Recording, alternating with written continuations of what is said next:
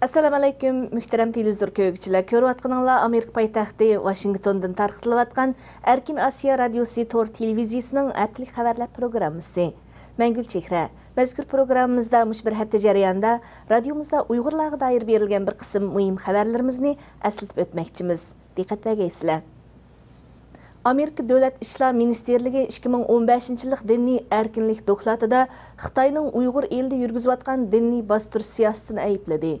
Çarşamba günü e'lon qilingan mazkur dokladda doirlarning soqol, hijab va boshqa islomiy qiyofatlarga cheklama qo'yib, Uyg'urlarning negizlik diniy erkinlik huquqini dafsanda qilganligi ko'rsatildi. Diniy erkinlik dokladida yana Xitoyning oshqunlik, bo'lgunchilik, terrorlikni bahona qilib, Uyg'urlarning diniy erkinligini bostirayotganligi, diniy bostirish Uyg'ur elida ba'zi qonliq voqealarni paydo qilganligi o'tirib qo'yildi. Çarşamba günü doklad e'lon qilish munosabati bilan chaqirilgan axborot e'lon qilish yig'inida Amerika Davlat ishlar ministri John Kerry terrorlik, oshqunlikni bahona qilib diniy erkinlikni bostirayotgan davlatlarni tanqid qilgan edi. Yanfonda diniy material yo'llaganligi uchun tutish buyrug'i chiqarilgan 19 yoshlik Uyg'ur qizi Sheringul yaqinda Guangshida tutqun qilingan. Egalishimizcha Sheringul Avat nahiyasi Yengiyiriq yezisidan bo'lib, yerlik doiralar ayni chog'da uni torda diniy tashviqot qildi, yoshlarni g'azotga undadi deb ayblagan ekan. Shundan keyin Sheringul o'z beshini elib ketishga majbur bo'lgan va Xitoy shaharlarida suqunib yashagan. Yengiyiriq yezisiga muqimlik xizmati bilan tushgan bir kadrning bildirishicha, Sheringul bir oy burun Guangxi saqchilarining qo'liga tushib qolgan va Avatga qaytirib kelingan. Merkez Avroasiya ilmiy jamiyatining 16-navbatlik yig'inida Uyg'urshunoslik temalari keng o'rin oldi. Muhokama yig'ini Amerika poytaxti Washingtondagi George Washington universitetida 15-oktyabr boshlangan edi.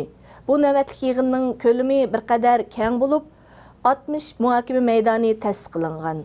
Yig'inga Amerika, Rossiya, O'rta Osiyo ellari va boshqa davlatlardan kelgan mutaxassislar, sobiq Sovet ittifoqi O'rta Osiyo jumhuriyatlari, Kavkaziya rayoni, Afg'oniston, Mong'oliya va Uyg'ur elining siyosiy, ijtimoiy, iqtisodiy strategiya, madaniyat, tarix, til, adabiyot, antropologiya sohasi bo'yicha muhokamalar elib berildi. Yig'inda alayda diqqat chekkan taraflarning biri bo'lsa, Uyg'urshunoslik sohasiga maxsus 2 muhokama maydon ta'sis qilinganligi. Ma'lum bo'lishicha, buningda Uyg'urshunos mutaxassislar Uyg'ur tarixi, madaniyati, siyosiy, ijtimoiy masalalari va boshqalar bo'yicha doklad berdi ekan. 20 kundan buyon Bay ko'mirkan hujumchilarini tutamagan Xitoy doiralari 13-oktyabr Bay nahiyasining Kan yezlik hukumatida yig'in chaqirib, hujum gumondorlar haqida uchur bildiruvchilarga 200 ming so'mdan 500 ming so'mgacha mukofot berdiganligini uqtirgan. Yig'inda Tursun Juma, Musa To'xtiniyoz va Mehmet Aysa qatorliq kishilar va ularning oila tavobatlarini yoshirg'uchilar o'zini ma'lum qilsa, kengchilik qildiganligi eskartilgan.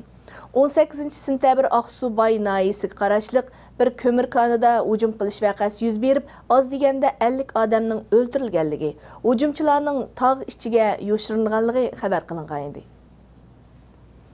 Çarşamba günü Ayollar Huquqi Fronti Tashkilotining prezidenti Reji Littlejohn xonim Xitoydagi planliq tug'ut siyosatining qurboni bo'layotgan Uyg'ur ayollarining ahvolidan bakrak ansirayotganligini bildirdi. U mundaq dedi: "Az sonli millatlarga birdan ortiq farzand ko'rish mumkin bo'lsa-mu, Uyg'ur ayollari o'xshashla bu insoniylikqa qarshi siyosatning ra'yimsiz ziyonkashligidan qochib qutulolmaydi. Ammo biz zodi qanchalik ayolning homiylik tushirishga majburlanganligi, qanchalik bolaning o'ldirilganligi haqida aniq ma'lumotga ega emasmiz. Shunga bu qorong'u vaziyatda Uyg'ur ayollarining ahvoli bizni texmo ansirtidi." U yana Xitoydagi planliq tug'ut siyosatining tubdan xato va darhol to'xtatishga tegishli siyosat ekanligini bildirdi. 14-oktyabr tushda Yaponiya Dunyo Uyg'ur qurultiyiga yordam berish uyushmasi tarafidan Rabiya Qodir xonim sharifiga Tokioda kutib olish ziyofati berildi. Ziyofat Tokio Shibuyadagi Meiji ibodatxonasida elib berildi. Kutib olish ziyofatiga Yaponiya Dunyo Uyg'ur qurultiyiga yordam berish uyushmasining raisi Tomaya apandi riyosatchilik qildi.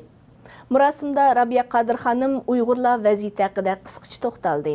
Rabiya Qadir xanım İtaliyadagi ziyoratini oxirlashtirib Yaponiyaga kelgan va siyosiy faoliyatlarini boshlab o'tgan edi.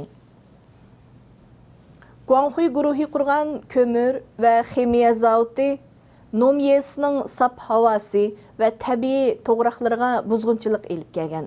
Məlum bo'lishicha, Guanghui guruhi buningdan bir qancha yillar ilgari Arturuk nayisining Nomyesi təvəsində kömür və etilin pishiqlab ishlash zavodi qurgan.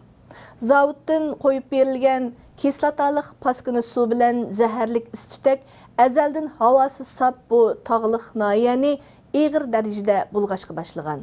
Bo'libmi Nomyesi təvəsidagi bepoyon qadimiy to'g'raqliq havo va muhitidagi bulg'inish tufayli qurib ketish xavfiga duch kelgan. Arturuk nayisi Toxolu yezisining boshlig'i ziyoratimizni qabul qilib, Guanghui guruhi qurgan zavodlarning Arturuk nayisiga bo'libmi Nomyesining muhitiga ig'ir aks ta'sir paydo qilganligini dalilladi. Xitoy turmusidagi Uyg'ur ziyolisi İlham To'xti payshanba kuni oilasidagilar bilan ko'rishtirilgan. İlham To'xtining onasi va akasi İlham To'xti qamalgan Urumchi birinchi turmusiga berib, uning bilan ko'rishgan. Ularning advokati Liu Xiaoyan orqali bildirilishicha, İlham To'xtining salomatlik va ruhiy kayfiyati joyida ekan. İlham To'xti o'tgan yil 23-sentabr bo'lgunchilik jinoyati bilan ayblanib, ömürlük qamoq jazosiga hukm qilingan edi. Muhtaram televizor ko'ruvchilar, yuqorida sizlar Amerika poytaxti Washingtondan tarqatilgan Erkin Asiya radiosining Tor televiziyasi haftalik xabarlar programmasini ko'rdinglar. Kelar hafta ko'rishaylik. Xayr xo'sh.